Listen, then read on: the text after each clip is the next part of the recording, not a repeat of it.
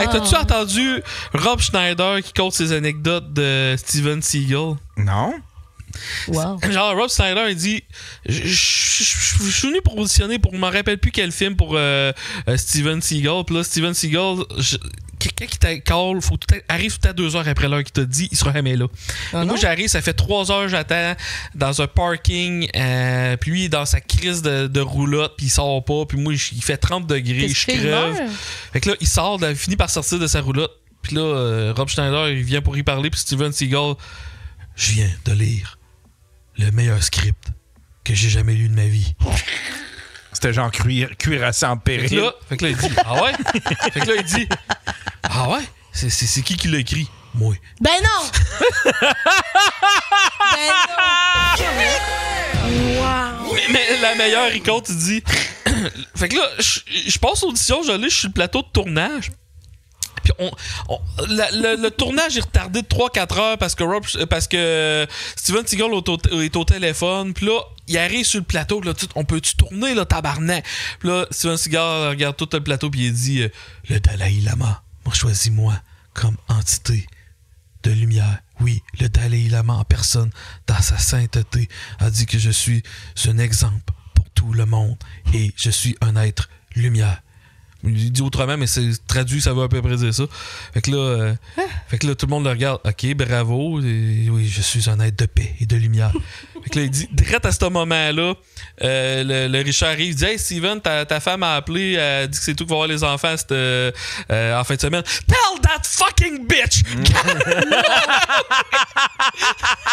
Oh my God! Je suis un être de paix et de lumière. Tell that fucking bitch! C'est littéralement le Gérard Depardieu des États-Unis. Ouais, vraiment, il fait vraiment redneck, là. Ouais. Il est épouvantable. J'ai tellement aimé ces 2-3 premiers films. Curaçao en péril, c'est un bon film. Comment? Hein? Curaçao en péril, c'est un bon film. Ouais, c'était pas pire. Mais tu sais, son tout premier, c'était pas... Above the Law? Je pense que c'était ça. Faut dire que je me rappelle pas de bons films. Moi, mon film préféré de Steven Seagal, c'est un hostie de navet, ça s'appelle Urban Justice. Puis je peux même pas dire pourquoi que j'aime ce film-là, parce que je me ferais canceller. Nico, c'est ça. Nico, c'était très bon. Ouais. Okay. Parce que j'étais sur le bord de dire Remo Williams. Tu sais, il y avait un film un peu à la Karate Kid qui était Remo Williams, mais c'était Nico, c'est ça, exactement. Mais on parle de Steven Seagal. Le meilleur truc de Steven Seagal, c'est Jason Babin qui l'a fait, là. Ah oui. C'est quoi? Ah oui. Et il s'était fait passer pour... Steven Seagal était sur aucun média social. C'est un ninja, hein? Fait que Jason Babin s'était fait passer pour Steven Seagal sur Twitter, sur tout. Puis là, il commençait à blasser d'autres personnes. Fait que là, il a commencé à blasser George Foreman, l'ancien champion du monde de boxe. Il a commencé à challenger George Foreman. Je te prends n'importe quand sur un ring. Puis là, les deux, George Foreman a commencé à y répondre. Les deux ont commencé à biffer. Ça a fait le tour du monde. Ben voyons donc, Rogan en a parlé. Il a fait comme, hey, t'as-tu vu ça cette semaine? Mais le plus drôle, c'est quand Mike Ward le compte, il dit, Mike Ward dit, moi, je vois ça. Hein? Steven Seagal qui est en train de se pogner avec Joe Rogan. Fait que là, moi, je call Jason. Je dis, Jason, c'est à toi de ton faux à compte. Check qu'est-ce qui est en train d'arriver. Puis là, Jason, tout, c'est moi. Mais ça, c'est là. en train de passer à ESPN. On peut pas battre jamais ça. Ah non, ça a fait le tour du monde. Ça a fait, écoute, même en Russie, en ont parlé. Oui, genre en Russie, dans plein d'autres pays. Excusez, c'est pas moi. Il n'y a jamais eu d'erratum là-dessus. La seule non, ouais, c'est ça. Ça a jamais été adressé. Ça a jamais été corrigé. Ça s'est juste dissipé dans l'univers, puis il n'y a personne qui en a reparlé. Ouais. Mais voyons donc, il a jamais dit c'est pas moi qui se pogne avec toi. Non. Mais Steven Seagal, il est quelqu'un, là, genre... pendant un bout, là, son gros fun... Il demandait... Puis il y a 3 personnes qui se sont fait avoir. Il a interviewé... Il avait dit à ses fans, vous pouvez m'interviewer, puis il faut que vous venez à tel hôtel, je suis là. Puis l'interview se faisait devant une fontaine. Puis là, il demandait aux fans, dit, la seule affaire que je t'oblige, par exemple, ton entrevue, il faut que tu finisses parce que tu me poses une question sur telle théorie du bouddhisme, OK? Fait que là, OK, regarde, je vais te poser des questions puis je finirai avec ça. Puis il finissait tout le temps que l'entrevue finissait puis Steven Seagal prenait son fan puis il le collissait dans l'eau avec une passe de kung-fu. ou je sais pas trop d'aïkido, je sais pas qu'est-ce qu'il fait. Puis le monde, après ça, il allait checker, puis la question qu'il posait, la réponse, c'était de te mettre à l'eau. Fait que c'était la joke que Steven Seagal faisait. Mais tu sais, le gars se faisait câlisser à l'eau avec son équipement puis sa caméra puis il scrapait toutes ses affaires. C'est quoi, il est-tu fucké? Il est quelqu'un. Mais il est un peu Gérard Depardieu, là, tu sais, au-dessus de lui-même. Il a été déclaré le pire guest dans toute l'histoire de Saturday Night Live. C'est-tu vrai? Ouais. Qu'est-ce qu'il avait fait là-bas? Toi, tu connais des affaires, là. C'est un encyclopédie. Mais Steven Seagal, dans le fond, c'est quand il est arrivé là, les sketchs qui soumettait, il y en avait que c'était borderline parce qu'il voulait voir les Joe des filles qui travaillaient sur le plateau.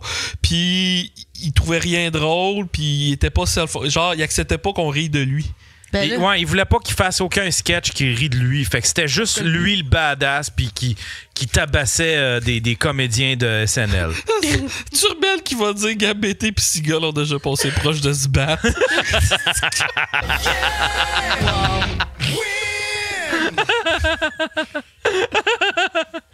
Mais t'as-tu déjà vu un peu les parce que moi j'aime ça ces channels-là, tu sais, les Bullshido.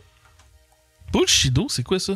Bullshido, c'est tout là, tu sais là, les espèces de c'est des tu sais c'est des professeurs de karaté c'est ridicule leur affaire, tu sais, ils touchent même pas aux personnes, puis là, les gens tombent. Oui, j'ai failli faire ça. C'était ma nouvelle passion, le Qigong. Le Qigong? Ben, le Qigong. Le Qigong?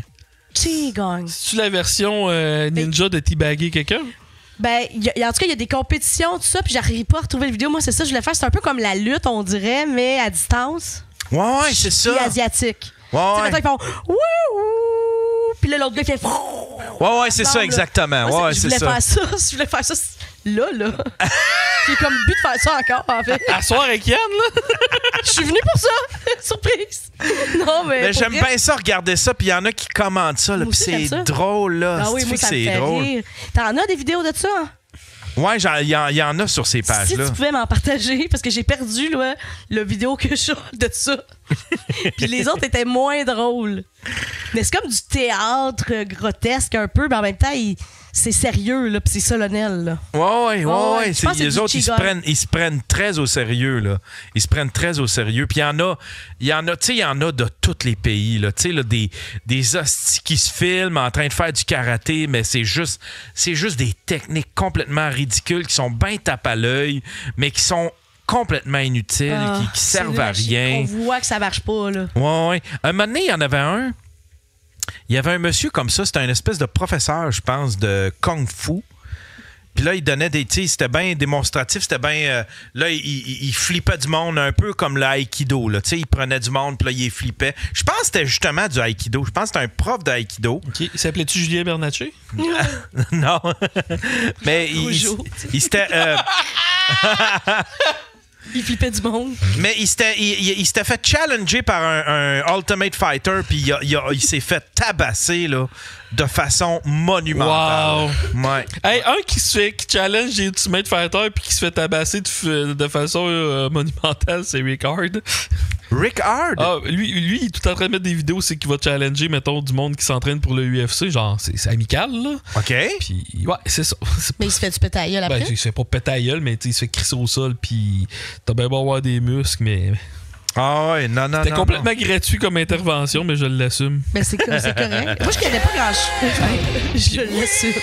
Mais je vais changer de sujet. Ça a l'air qu'il faut que je te dise, que je te parle absolument de tes aventures dans la forêt. Ça a l'air full louche. Oui, c'est ça, les Alpes. Ben, j'en avais parlé un peu tantôt. Là, j'ai visité les Alpes. Tu sais, j'étais arrivé un peu d'avance pour visiter les Alpes routières du coin.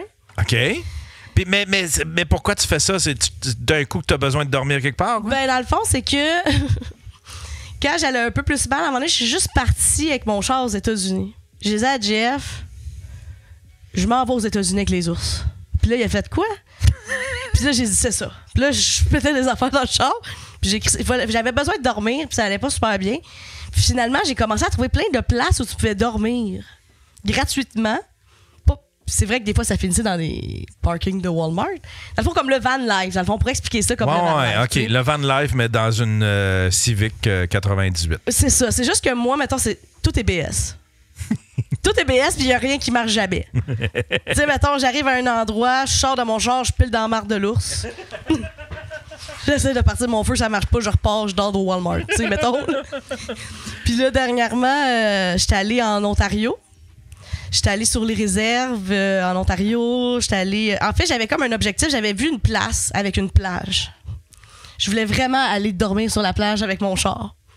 Mais c'était entre 12 et 15 heures. OK. J'ai fini par me rendre là-bas.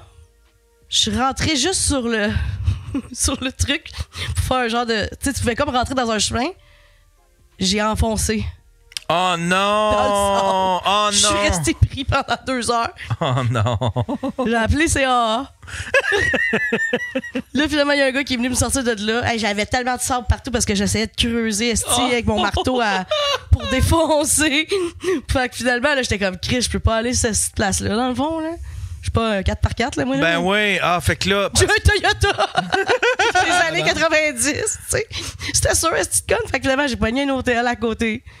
Je suis repartie. non! Fait que j'ai fait genre 17h, 15h pour aller là, pour rester pogné dans le sable. Dans le sable, genre à 15 minutes aussi de la plage, là, genre.